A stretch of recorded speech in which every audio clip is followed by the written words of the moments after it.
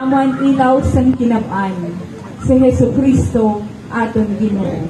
An Belen lugar na kundiin ginanak ang Mesiyas para tubos sang kinab-an.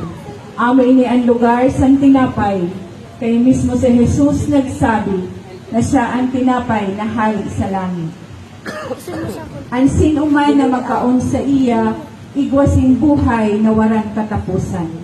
Ang mga digyutay na Christmas lights nagasimbolo sa damo-damo na kaayuhan na nagasiga sa aton buhay bilang mga Kristiyano. Para sa mga namumuno sa simbahang Katoliko, ang aton Santo Papa, si Papa Francisco, ang aton Obispo Jose Bantolo, sa tanan na Obispo kag mga kabahian, nalugod mahatagan sinda si maay na kalawasan, kag tama na kadulungan sa indamisyon na mapalukok sa bilog na kinabaan ang maayo na balita. Mga chikita sa Ginoo.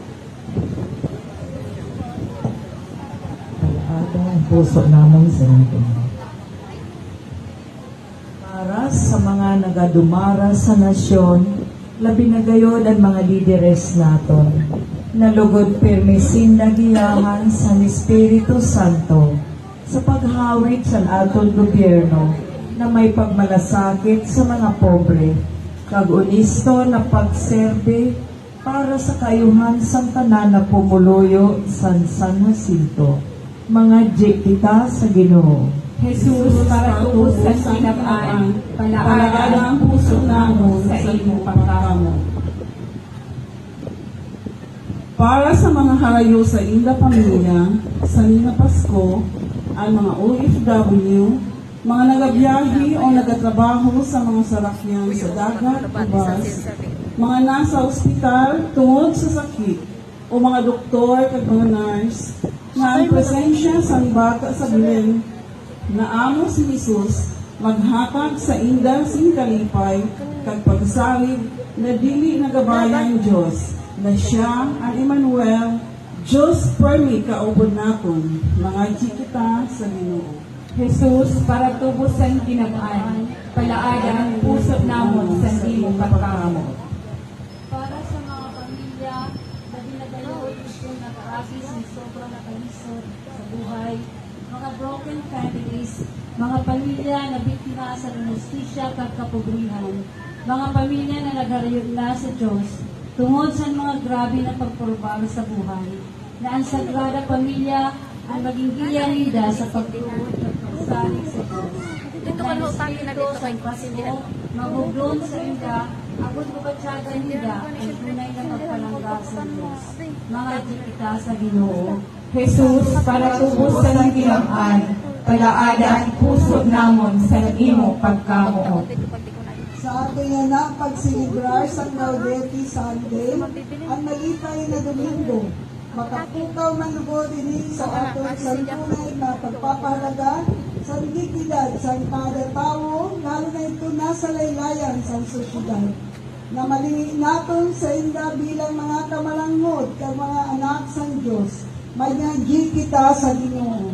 Jesus, para tubos ang kinab-an, palaada ang puso namon sa imong pagkamuot.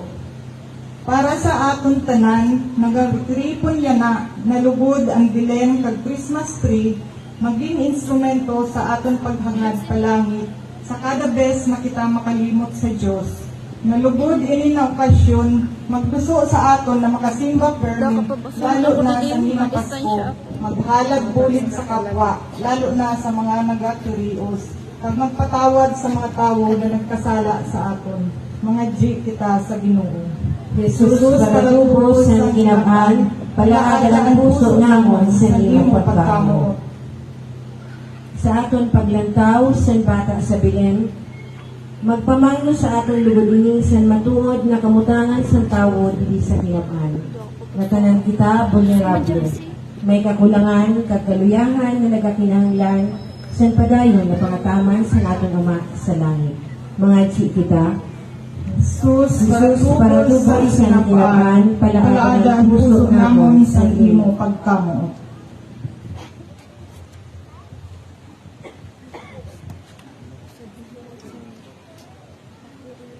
Mga jigida, Ginoo, ang tanan na nakakita sa lina bilen o sinayo ng tiyatibinag at Christmas tree, magpadumdulo ini sa amon sa mapagumbabaw na pagkapanganak kan Jesus. Itaas ang amon mga pangunahuna sa iya na Diyos na agi sa amon at paligtas sa tanan na nabubuhay na kahali sa panahon sa mga panahon.